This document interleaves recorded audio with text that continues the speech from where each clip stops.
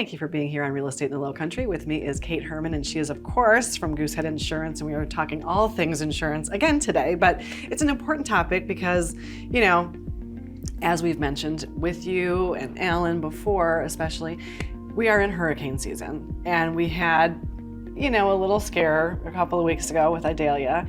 Let's talk about making sure we're properly insured because, you know, people, we've talked about this too, they're getting their renewals in the mail and having sticker shock. So I would think maybe some of the fear is like, well, maybe I can lower these or this or that so I can lower my bill, but that might not be a good idea. Absolutely. And there are certain places where you can cut and make it work without being underinsured.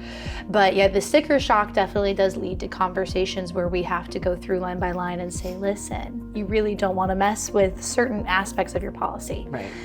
Personal property, so your contents and furniture and jewelry and appliances, stuff like that, can be amended per your own needs individually because everybody has different amounts of stuff, right? Like I personally am relatively minimalist, but I have one client who I think has like almost his dwelling value in contents value. Wow. So I mean, it just is different for every person, and you Yeah. always need to have that conversation about whether or not it makes sense to lower it for your needs. But what I do find, and what we find a lot in this reshopping process, because everybody is getting sticker shock and calling, thankfully, a lot of people are not adequately insured in their dwelling. Yeah. And currently in Hilton Head and Bluffton, and obviously it depends on the type of house you have, if it's a custom build, semi-custom build, or a spec house, it does vary. But talking to a lot of custom builders locally, trying to replace your house for anything less than $300 a square foot,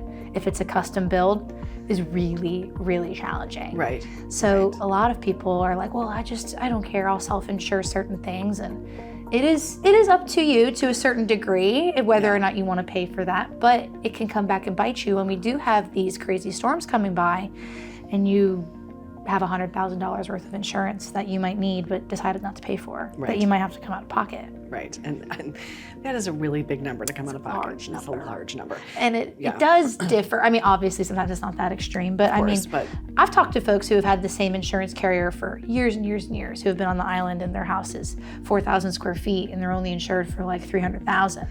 Which is just not going to work. Well, I think not only the fact that they're getting sticker shock and maybe reassessing, but you know, people it just renews and they haven't looked at it for a while.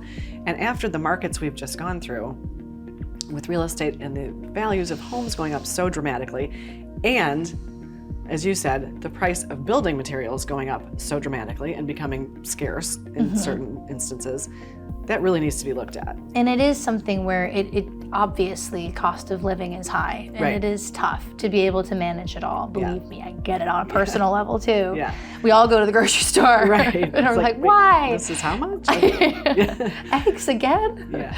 But at this point, it is worth it to make sure that you're properly insured, pay the extra money occasionally. Sometimes we can find carriers that might be the same as your renewal with more coverage. It just kind of depends on your situation. But as we start to see more storms popping up in the Atlantic and starting to surround our area, it's very important to make sure we just look at those policies. Make sure you feel safe with it and you feel that that's adequate for your home. And if not, let's have a conversation about it. Well, and about our last minute here, we need to talk about flood insurance as well. Yes. Because that's a separate piece. So how do we make sure that we have that properly covered? Yeah, well, in flood insurance, it just kind of depends on your carrier as well, because the National Flood Insurance Program will only go up to a certain limit of coverage, $250,000 on the dwelling maximum, $100,000 on contents maximum. There are private carriers who can go up to $1 million plus in certain areas too, which is fantastic. Yeah. But sometimes they don't insure in certain areas, so the NFIP is all you got. Right. But then they make excess flood insurance too. So like if you're in the second row or you're right on the ocean, it's worth it to look at those kinds of pieces too. But flood is always defined as exterior rising water. Right. So those storm surges. Like if a pipe breaks in your house due to the storm, that's not flood insurance. Homeowners. That's homeowners. Yeah. Yes. Which I think is a distinction some people don't get. So, Water is scary. Yeah, water is scary. Mold is scarier. Yes, absolutely.